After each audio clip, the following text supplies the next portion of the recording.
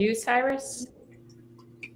Hello, everyone, and welcome back to Cyrus Webb Presents. I'm your host, Cyrus Webb. So glad you guys could join us once again. For our radio audience that's tuning in at Max WYED 94.1 FM and WYEDonline.com, we're glad that you all can be with us.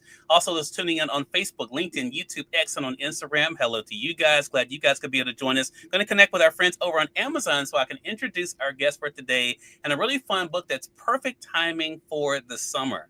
And we're now live on the Amazon Live platform with Cyrus Webb Presents. If you guys are new to us on Amazon, welcome. Make sure you guys do hit that follow button. You'll see it either here in this corner or down below. You also will see the book by our next guest. So excited to welcome Kelly Corrigan to our broadcast today, as well as Corrigan Lichty. We're going to talk to the two of them about the book you guys see here, MARIANNE the Maker, what led them to be able to write the book, what it's been like for them to share the story. And of course, we'll let you guys know how to stay connected with them. Kelly, Claire, thank you so much for the time. Really appreciate it. Great to be with you. Well, look, I enjoyed this book. I'm so glad we have a chance to be able to talk about it. Of course, we're going to remind our audience that's not on Amazon how they can get it. For you guys joining us on the Amazon platform, you'll see either the print or the Kindle edition in our carousel. Kelly, I want to begin with you. What has it been like for you to already see the way that people are responding to the book? You know what's interesting about MARIANNE the Maker is that she's sort of created this new identity for kids and even some of their parents to lean into. So in the history of growing up, there's the jocks and the nerds and the beauty queens and the snobs and the brainiacs. And there just hasn't been a category that creates space for this kid, this kind of MARIANNE the Maker type kid who is always inventing, always tinkering, sees the world as a collection of fascinating possible materials for some future project, who is not afraid to be by herself, work with her hands, invent things that she's never seen before. She's not necessarily looking for more structure and more after school activities. She's definitely not looking for more soccer. The book starts with this line, he signed her up as all dads do. I loved this sport and so will you. And she tells a big fat lie to get out of playing soccer so that she can spend time in the way that totally speaks to her heart, which is inventing, which is the kind of kid I was and definitely the kind of kid that Claire was. Yeah. Claire, so your name has been mentioned, so I'm going to bring you into the conversation. What's it been like for you to see the way that people are responding to MARIANNE the Maker? It's been really cool. It's awesome. So, I just moved to LA, Los Angeles, like a week and a half ago. And for my first couple months here, I'm staying in a family's guest house and I'm babysitting in exchange for rent, which is a pretty good deal. And so when the book came out, I got to read it to the little boys that I babysit for. And it was really awesome. I think one of them's a big soccer head, so I think he was a little skeptical of it. But I think that the other two were really, like my mom said, identify with that. I don't want to play sports all the time. I kind of just want to make cool stuff. And I think that was really special to get to share it with them. Yeah. Well, Kelly, you had mentioned, the similarities that you can kind of relate to when it comes to MARIANNE. Let's talk about storytelling, though, because people have gotten to know you for telling stories. When did you realize that was one of the gifts that you had? I always wanted to write books. I thought it was kind of the coolest trick that people ever did in their lives. And then when I was an English major in college. I have a master's in English literature that I got at night at San Francisco State while I was raising money for community causes through United Way in San Francisco a million years ago. And I used to treat myself to City Arts and Lectures, which is where all the big writers would come through and talk about their latest work. And I just remember sitting in those audiences for $17 a ticket and thinking, I think what you do is the coolest thing to do. And it's what I wanted above all. And I had tried to write a book in my 20s, and I just couldn't convince myself that it was worth the effort because I didn't understand how things get made. I didn't know what an agent or an editor or a publisher was. I didn't know how to find one. I never knew anyone who had written a book. And so it seemed too far-fetched. Yeah. And then I got sick and my father got sick and I wrote a book about it. And at that point I had met someone who had written a book and I thought, well, I'll give it to that person and see if they can push it through the system. And it worked. Yeah. And now, Claire, you get to share in this experience with your mom. How does it feel to be an author and to be able to share this experience with her? It's super awesome. And it's not just, I think the thing that's so stellar about being my mom's kid is that I do have someone who has a creative career. Mm-hmm. And so it just seems so much more doable, you know, where it's like, I understand how writing a book could fit into a daily schedule. And it doesn't need to be like I think there are a lot of people who think to write a book, you have to go have crazy adventures and like go into the middle of the woods for 4 months and come out with some opus. And I think that it's such a privilege to be around someone and have exposure to someone who writes books but still is a mom and active and is doing so many other things. So yeah, really grateful to be my mom's kid. And I'm so excited that we got to work on this together. I spend a lot of time doing childcare type jobs. And so I'm really passionate about children's literature and children's media and making sure that it honors our kids for like the complex human beings they are and doesn't like dumb it down too much for them. And so to like get the opportunity to work on this with someone who I respect so much was super awesome. And Cyrus, for me, it was such a thrill to work with someone who would give me direct, unalloyed feedback. So in the regular world, when you're not working with family, it can be very difficult to sort of read through the compliment sandwiches. Yeah. And know what your editor or publisher is really trying to say about a rhyme scheme or the story arc or the way you've built this character.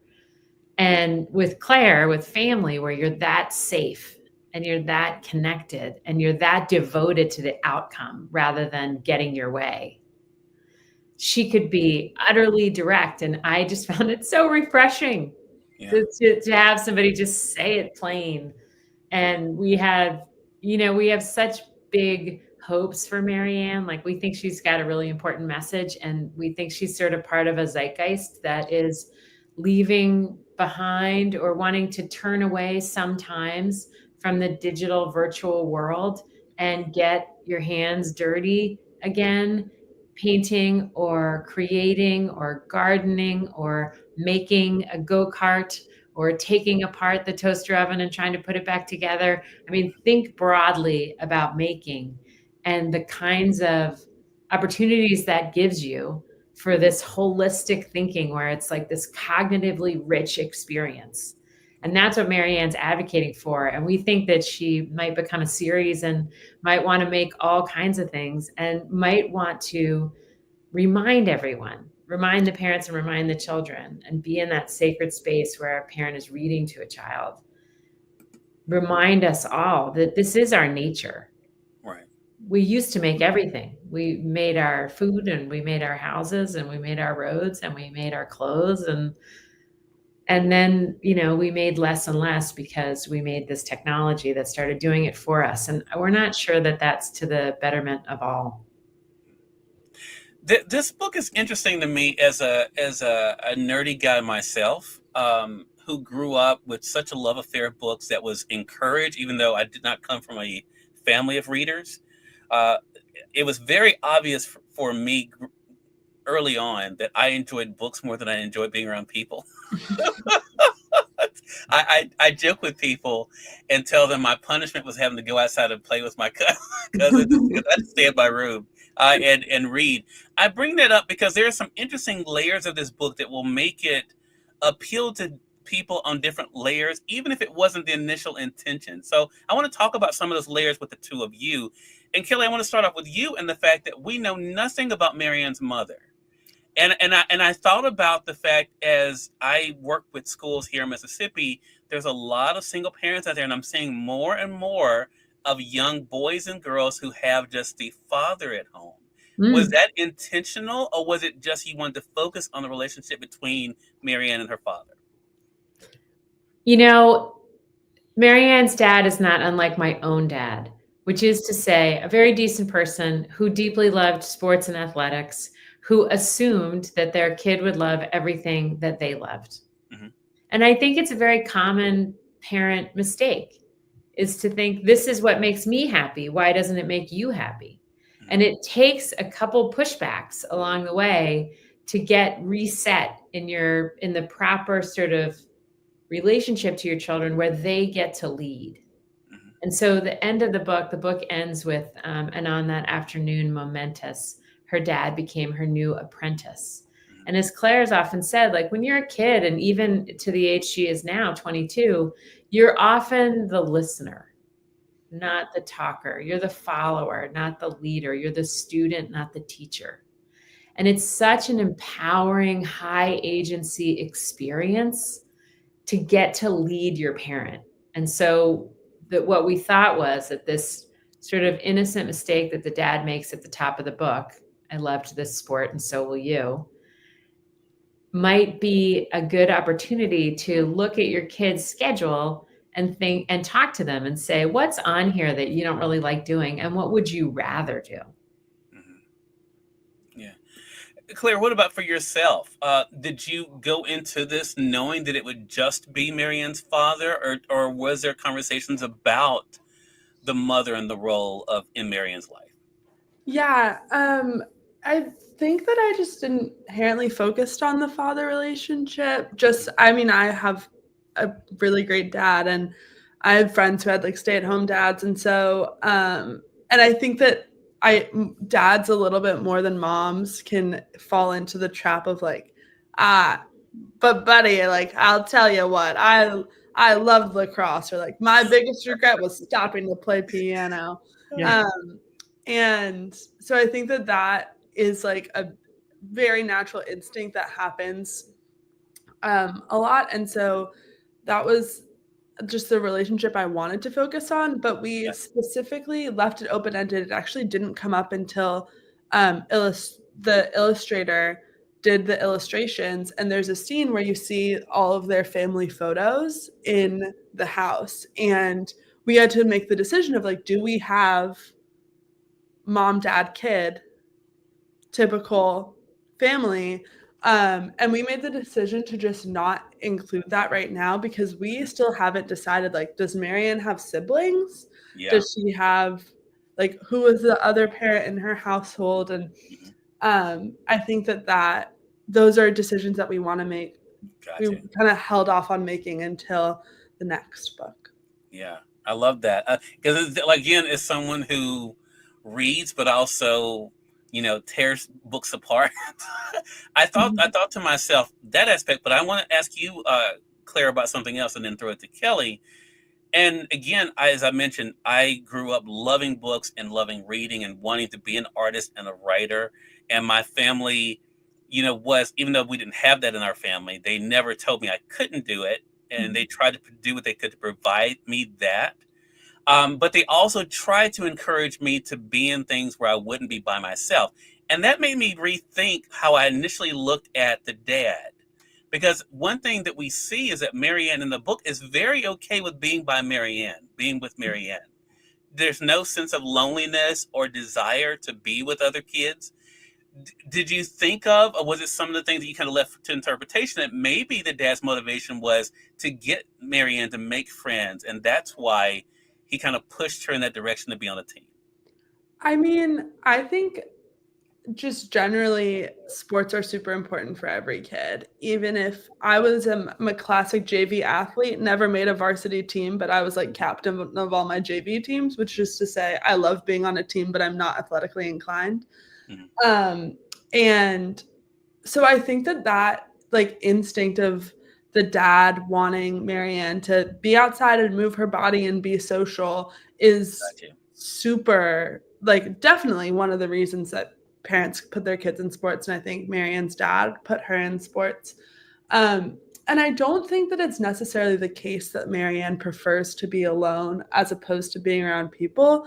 I think more what we were trying to express in this book is that she's so satiated by invention, and she's like, it's about the activity. And I think what we tried to get to at the end of the book is what makes it so much more pleasurable is that she does it with her dad, and she asks him to join her. And so in like a Marianne Makes a Friend sequel down the line, I think that it's really like a good point and would be really valuable to like, who is she inviting into this space that she holds so sacred? Yeah. The other thing, Cyrus, is that Marianne is never alone because she has her dog, Patrick. Her dog, yeah. And I think, so what about for you? I'll ask you a similar question, Kelly. Was there thought of the motivation of the father, right? Of one, because like I think about from my parents, they didn't want me to seem or to feel, even though I never felt alone, but they didn't want me not to have people around, even though I love people, or I wouldn't be in this career, but I'm very okay with being by myself and kind of being in my own world. What was that like for you to explore, Kelly, and as to the motivation as to why maybe the father didn't get as upset, other than being lied to, about Marianne's decision? Yeah, well, let me just back up and say that the opening is that Marianne tells a lie to get out of soccer practice. Yeah. And so we have done a bunch of interviews with maker types for my podcast, Kelly Corrigan Wonders. And a lot of people talked about this moment where somebody important to them, someone essential in their life, someone in their inner circle, really sees them for the kid and the maker that they are. And so one of the people that I've talked to is this woman, Denise Pope, who educates educators at Stanford. So she's a professor for teachers. And she talks about the idea that one thing kids never lie about is the thing they love. And she's trying to teach parents through the classroom to read the room with their kids. And if you are having to drag your kids to a certain activity, if they always forget their music book or their second cleat, or they don't want to go down and take the team picture, like, read the room. That's not who they are. And one of the most beautiful moments between parents and children, and really any person and any other person, is the moment of full acceptance, which is to say the moment that you stop trying to change someone and you just like get on their sideline and cheer them on in whatever activities they're interested in. And so that's the moment that we wanted to show with the dad, is the like aha moment of, oh, this is what you're about. I don't need to change you. This is like, we used to say when the girls were growing up, don't try to make a happy kid happier, because like Claire and her sister would be playing some game, and then I'd notice how this game that they made up, and then I would make a suggestion about like a cool new rule they could add to the game to make it more interesting, and then it would ruin everything. And then Edward would look at me and say, don't try to make a happy kid happier. You know, like if they're in it, if they're in the zone, do not interrupt. And that's really more the point of Marianne the Maker. Is like, when you see your kids in the zone, like that's heaven. Last thing I want to talk to the two of you about, another thing that I love about this book that I think readers will too, is that it's not that Marianne had to do anything extravagant. She was able to use what was around her in her creative process. So Kelly, I want to start with you on that, because I love that fact, whether we were talking about her having a helmet, she was able to grab a bowl. I mean, she didn't think, oh, I can't do this because I don't have that. She looked for ways to create what's around her. What do you hope, especially during the summer, that parents and kids can kind of work together around maybe even their home, taking things and being able to use to create instead of thinking what they can't do together? I mean, I think true creativity assumes that you're working within limitations. So this is a kid who doesn't have money and doesn't have a car. And so the truly creative person can work with what's in front of them to make their vision a reality.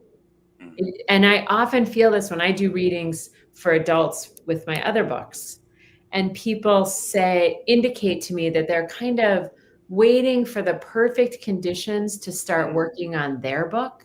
Yeah. And I think, oh, that won't work. You'll have to work with the schedule and the life and the pressures and the limitations that you actually have. Right. So you don't need like a she shed, and you don't need a nanny to watch the kids while you go create. Like, the creative person can get it done with whatever circumstances and conditions they are dealt. Yeah, I love that. Claire, what about your thoughts? What do you hope they take away from that Marianne was able to use what she had to create what she wanted?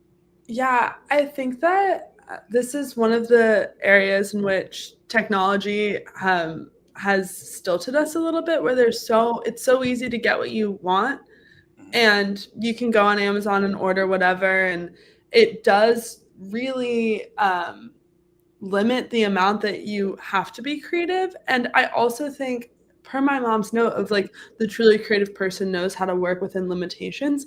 Limitations are also like hugely important for spurring creativity. So one of the things that was really important to me with Marianne, for example, was that it have both rhythm and rhyme.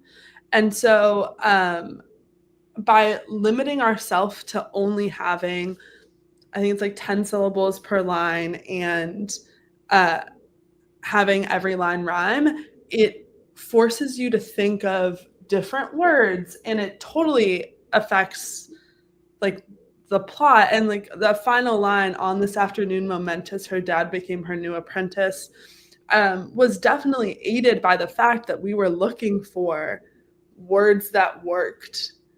But I love that line so much that it's like, and so I think that putting limitations on yourself is really important. And I think that that's like part of the reason why every writing class I've ever been in, because I was a drama major at University of Virginia, but every writing class I took starts with a prompt, where if you're just like, go write, do whatever, it can be kind of crippling. And so I think that Marianne is not necessarily limited by the items in her house, but she's inspired by them.